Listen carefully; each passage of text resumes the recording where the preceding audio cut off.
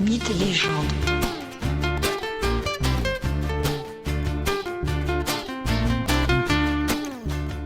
Bonjour à tous et bienvenue dans ce nouvel épisode de Mythes et légendes. Je vous propose aujourd'hui un épisode tout à fait à part. En effet, je vous invite à découvrir un mythe surprenant, celui d'un des plus célèbres gangsters des États-Unis, le dénommé Al Capone. Comme je vais vous l'expliquer, Al Capone participe pleinement des mythes sur lesquels les États-Unis modernes, ceux des années 1930-1950, se sont construits. D'une certaine manière, Al Capone représente l'archétype du dernier bandit, tel que véhiculé, par exemple, dans l'imaginaire de la conquête de l'Ouest. Les États-Unis, avec un État central, puissant et respecté, s'affirment dans les années 1930 et réduisent à néant ce type de personnes. L'histoire réelle de Capone est passionnante. Sa place dans l'imaginaire américain est fondamentale. Mais au-delà du folklore lié aux gangs des années 1920-1930, les Cadillacs noirs, les mitrailleuses Thompson et les surnoms incroyables, plus on étudie les faits, plus la brutalité et la violence de ces gangsters apparaissent comme insupportables. Exécutions, viols, tortures sont le quotidien de nombreux hommes de main de ces groupes. À l'époque même des faits, l'image d'Al Capone est très troublée, très ambivalente. Mais rentrons tout de suite dans le vif du sujet, la vie d'Al Capone.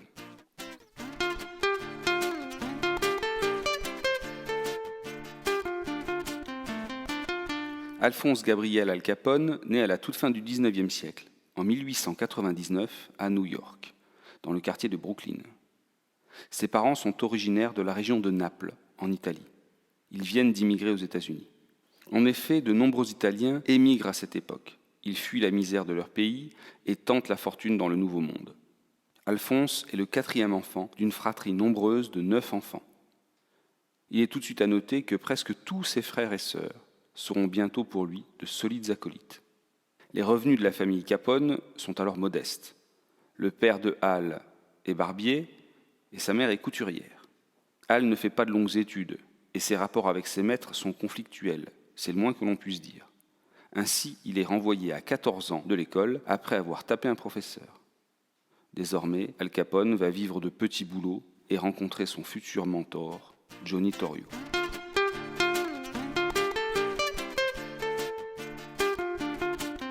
Torrio est un des chefs de la pègre new-yorkaise. La rencontre entre Capone, qui est alors adolescent, et Torrio, qui a une cinquantaine d'années, est très facile. Et pour cause, ils sont voisins. Johnny Torrio introduit l'adolescent dans le milieu du crime new-yorkais. Voilà que Al Capone devient videur dans des boîtes de nuit. Il a 18 ans. C'est à ce moment-là qu'il se fait entailler à coups de rasoir la joue pour avoir insulté la sœur d'un autre mafieux.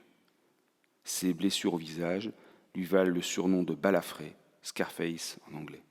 Dans ces années, juste au lendemain de la Première Guerre mondiale, en 1919, est voté l'amendement qui instaure la prohibition, c'est-à-dire l'interdiction de la consommation d'alcool dans l'ensemble des États-Unis. Cette réglementation est fédérale. C'est une décision de Washington. Des enjeux moraux justifient ce vote, et cette interdiction va être le terreau idéal pour les organisations mafieuses. Les gangsters vont pouvoir fournir l'alcool, illégalement bien sûr, à la population. Ils paraîtront donc comme opposants de l'État central, opposants de ces ronds de cuir qui décident si loin du peuple. Bref, on voit là un premier élément structurant de la pensée américaine, l'opposition entre la liberté individuelle et l'autorité de l'État.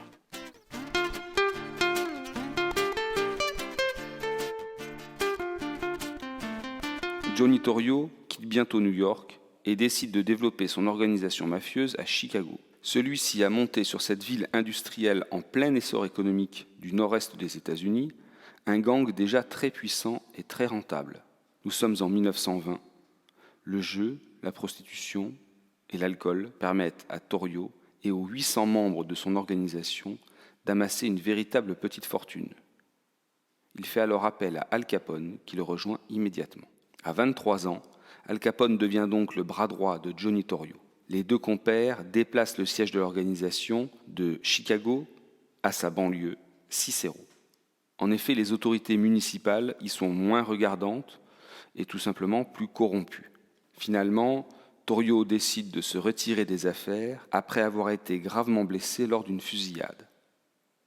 Johnny Torrio quitte donc Chicago pour se mettre au vert en Italie. Il laisse ainsi à Al Capone les clés de l'organisation. Nous sommes en 1925.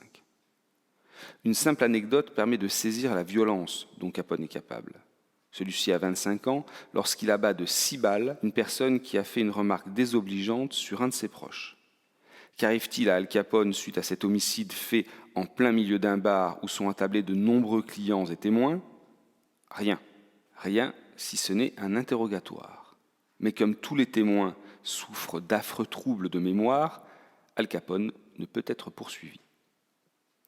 Pour s'imposer à Cicero puis à Chicago, Capone doit corrompre les élus et les fonctionnaires locaux. Pour cela, il n'hésite pas à aider très efficacement un candidat lors des élections municipales à Cicero en 1924.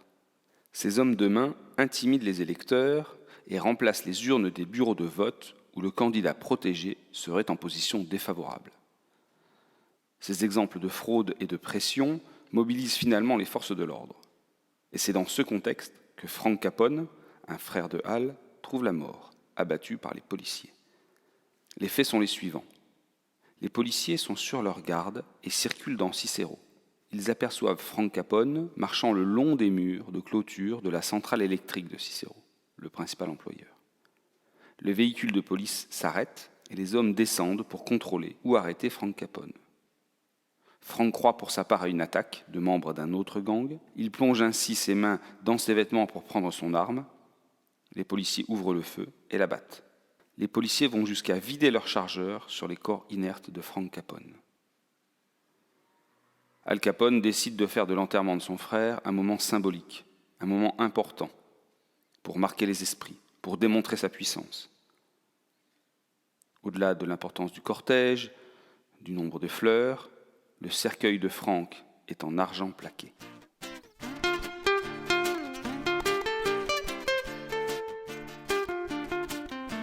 Désormais, Al Capone développe très rapidement son organisation à Cicero et à Chicago. Le contexte général est celui de la prohibition aux États-Unis et bientôt celui de la crise de 1929, crise qui frappe très durement le pays. Al Capone est jeune, en 1925 il a 26 ans, son organisation compte presque 1000 hommes et contrôle plus de 150 bars clandestins et autant de maisons de passe ou d'établissements de jeux. Avec 120 millions de dollars de chiffre d'affaires annuel à la fin des années 1920, l'organisation Capone est très rentable et riche. Ce chiffre d'affaires considérable est cependant grévé par un petit budget consacré à la corruption des autorités et des forces de l'ordre. Petit budget de 30 millions annuels. Un épisode majeur de la légende bien réelle de Al Capone est celui de la Saint-Valentin 1929. Deux principales organisations se partagent le territoire de Chicago. Celle de Al Capone, celle dite du South Side, et celle des Irlandais, dite du North Side. Ces deux gangs se disputent notamment le marché de l'alcool dans le Chicago de la Prohibition. Al Capone, pendant les faits, est dans sa résidence de Floride, à Miami Beach. Il peut ainsi facilement plaider sa non-responsabilité dans ce massacre. Il n'en est pas moins le commanditaire. Car si Al Capone veut tuer les principaux membres de l'organisation irlandaise, c'est que ceux-ci ont aussi tenté de l'assassiner à plusieurs reprises pendant les mois qui précèdent. Alors comment se déroule ce fameux massacre de la Saint-Valentin ? Les hommes de Al Capone sont conduits par Jack McGurn, surnommé la sulfateuse. Ce dernier s'entoure de 6 tueurs. Et pour être sûr de pouvoir tuer les adversaires sans prendre trop de risques, Jack McGurn imagine le plan suivant. Une livraison de whisky de contrebande est proposée aux gangs irlandais dans un lieu discret. Ainsi, les hommes à abattre seront rassemblés. À ce moment, de faux policiers interviendront et désarmeront les brigands du gang opposé, puis les tueurs interviendront à leur tour pour exécuter les Irlandais. Ainsi, le 14 février 1929, à 10h30 du matin, les membres du gang du North Side, c'est-à-dire les Irlandais, entrent dans l'entrepôt pour recevoir la prétendue cargaison de whisky. Leur chef, Bugs Moran, est en retard. Ce retard va lui sauver la vie, et il s'agit pourtant de la cible la plus importante de cette attaque. Cependant, un des guetteurs confond les personnes rentrant dans l'entrepôt et croit que le chef du gang irlandais est bien rentré. C'est alors donc que 2 hommes pénètrent dans l'entrepôt, déguisés en policiers, et désarme les hommes après les avoir fait aligner contre un mur. Les tueurs arrivent et mitraillent les hommes du North Side de plus de 80 balles. Afin d'éviter que le voisinage ne panique et ne donne l'alerte, les tueurs habillés en civil sortent dans la rue, les mains en l'air, pendant que les faux policiers les tiennent en joue avec leurs armes. Le massacre fait ainsi 7 victimes, mais le chef du Northside, absent, est sauvé. Le scandale est immense, et l'enquête prouve rapidement que ce sont des hommes d'Al Capone qui ont fait le coup. L'image du chef de gang est largement ternie par ce massacre. Dans ce contexte, Al Capone s'entend avec les autorités locales pour être arrêté, puis emprisonné pour une courte durée. Il s'agit pour lui de se mettre à l'abri de tueurs à gages et pour les autorités de montrer que Capone n'est pas invulnérable, surtout suite au massacre de la Saint-Valentin. Al Capone est ainsi arrêté en août 1929 et mis en prison. Le gangster verse à chaque policier qui a participé à son arrestation la coquette somme de $10 000. De plus, il fait aménager sa cellule de manière luxueuse. 10 mois plus tard, il est libéré de prison. La motivation de son arrestation était un port illégal d'armes. Comme je vous l'ai dit, au début des années 1930, la crise économique frappe de plein fouet les États-Unis. La ville industrielle de Chicago est très durement touchée. Al Capone organise pendant l'hiver 1931 une soupe populaire qui nourrit certains jours jusqu'à 5000 personnes. L'image du chef de gang s'améliore. Mais les événements vont s'accélérer. Voyons désormais la chute de Capone.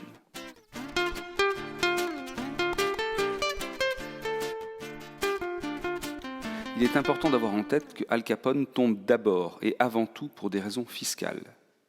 Le procès intenté contre Al commence le 6 octobre 1931. 3 semaines plus tard, Al Capone est condamné à 17 années de prison et à une considérable amende de $50 000. La méconnaissance du droit fiscal des avocats de Capone explique en grande partie cette condamnation pour des faits qui étaient en réalité prescrits pour la plupart. De sa prison, Al Capone continue à gérer ses affaires dans un premier temps. Puis en 1934, il est transféré à la prison d'Alcatraz. Son régime carcéral est alors très dur et il ne peut plus gérer son empire à distance. D'autres organisations remplacent la sienne petit à petit. La syphilis ronge Al Capone. Son état de santé se détériore fortement et en 1939, il est finalement libéré sous caution et se retire dans sa propriété de Miami Beach. Il y meurt d'une crise cardiaque en 1947 à 48 ans. La mort de l'ancien gangster n'est pas un événement. Entre le moment de la gloire de Capone, les années 1920-1930, et sa mort, bien des événements et des évolutions ont bouleversé les États-Unis et le monde, à commencer par la Seconde Guerre mondiale et même par le tout début de la guerre froide. Al Capone appartient donc déjà à l'histoire, à la légende, au monde passé. De plus, son empire s'était alors totalement dissous. La fin de la prohibition en 1933 joue un rôle majeur dans cette évolution en retirant à l'organisation une importante source de revenus. Dans le prochain épisode consacré à Al Capone, je vous présenterai son caractère mythique, c'est-à-dire en quoi sa personne, sa vie, son action, mais aussi la légende qui l'a entouré, ont pleinement participé de la construction idéologique des États-Unis dans les années 1920-1940.